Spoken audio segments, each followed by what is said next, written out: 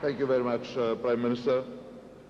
I would now like to call upon the Leader of the Opposition to deliver the opening speech for the Opposition.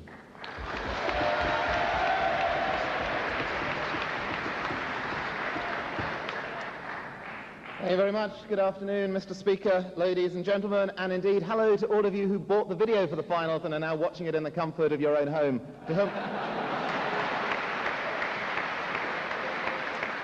To whom I say, get a life. And indeed, hello to me, as I sit in my own home watching the videos of the finals, to whom I also say, get a life. But before I begin that difficult task, we have to consider the case put forward by Mr. Dominic Hughes for Oxford today. And he tells us that humanitarianism is a first world affectation and that a moral foreign policy is simply of no benefit and indeed is morally reprehensible. Well, let's go through his speech, first of all, and consider what he said. And his first major point seemed to be that there are double standards all the time, that when countries seek to impose a moral foreign policy, they are doing so in their own interests. And when we look around the world, we can see many occasions in which this was simply not the case. For example, the sanctions imposed upon South Africa clearly harmed the economic trade of the United States or the United Kingdom. And the reason they did so was purely for the moral element.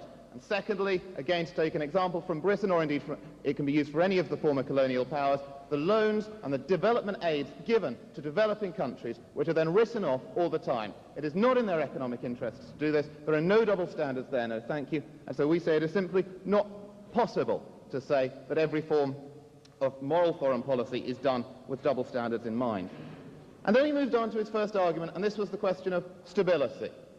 If we don't, a moral foreign policy creates instability, he said, we should leave everything to the United Nations.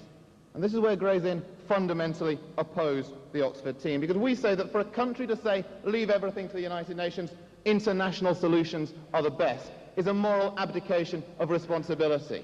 The UN will do it, the UN has nothing to do with us, so don't blame us if it all goes wrong. And this is simply not acceptable. A democratically elected government speaks for its people and makes decisions for its people, and one of the areas in which it makes those decisions is that of foreign policy. And if the people of that country believe that it is reprehensible to trade with a country with human rights abuses, then it is the job of the democratically elected government to put into effect that policy, not to stand back and say, United Nations, you do it. Let's look at the Chinese example he gave us. He told us that when China, with its trade, has now signed up to the nuclear non-proliferation treaties and various other treaties, we on this side of the House don't particularly have a problem with saying to countries, we will not trade with you unless you put in a certain measure to improve your human rights record. We believe that is part of a moral foreign policy. It's not to say, we will never come near you. It is to say, we will not come near you until you do this thing which we believe will be for the benefit of your society, colon. And what happens if your proposal is totally inappropriate to the specific needs of this country and constitutes Western do-gooding, which has absolutely nothing to do with the real fundamental needs, sir? The point for this side of the House is that Western governments are not always duplicitous. And to put on your case on the basis that it is entirely double standards when we say that we want to ban child labour and bring that into the World Trade Organization's structures, when we wish to improve human rights abuses in China, is simply without substance. Now, you can go down the line and attempt to prove that every form of humanitarian aid and every form of moral foreign policy has a benefit to a developed country, but we say that's not true. And we say where there are mutual benefits, where the first world country can also benefit as well as the third world country, that does not make it double standards, grubby and duplicitous. That makes it a better solution because it works for everyone, ladies and gentlemen. No, thank you. He then moved on to talk about consistency. It's impossible ever to be fair. We can never know where there are human rights abuses. We on this side of the House say sometimes it is pretty clear. For example, child labour in the sub-Saharan world. For example, the oppression of people, and we take again the example of Iraq, and that in those cases it is quite clear. But we don't need to rely on the fact that it is always quite clear, because we on this side of the House say many political decisions that national governments have to take are taken in areas which are not clear. No, thank you. And that it is the job of governments to take those hard decisions. That's what it is elected to do. To run any form of foreign policy on the basis we just can't work out whether it's fair or not, would be a ridiculous way of taking foreign policy. You have to make that decision, and in many cases that decision is easy. And yes, times change and circumstances change, but as the situation changes or as new information comes to light, then you change your foreign policy to reflect that. It's not set in stone. Dom? But doesn't that harm a country's ability to solve international disputes through contact? No, it doesn't. It does not harm a country's ability to solve international disputes through contacts just because it places its own restrictions and its own developments.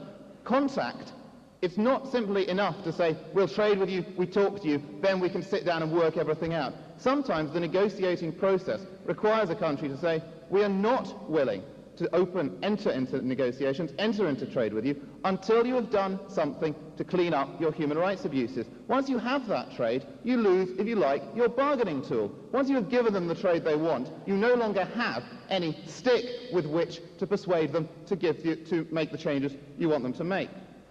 The Grazing case relies on three major principles.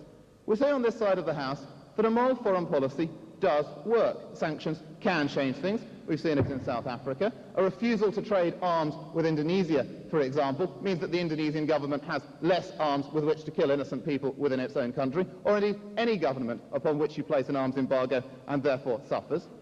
Secondly, we say, from the first world itself, the citizens of that country who elect their democratic government and who wish to have a moral foreign policy do not do so for duplicitous standards. Many individuals in society are very charity conscious. We see the importance of charity in society. They often vote for a government which puts forward a moral foreign policy. And if they do that, then that is their right.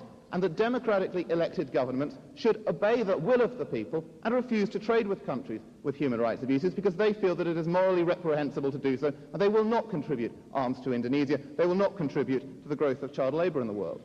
And thirdly, we say the importance of trade. You can't just leave everything to the UN or put humanitarian issues aside. Unless the First World uses its great advantage, its domination of trade, in order to, as a stick, in order to persuade developing countries to improve their human rights record or other countries to improve their human rights record, there will be no bargaining position. So for those reasons, ladies and gentlemen, I beg to oppose the Grazing.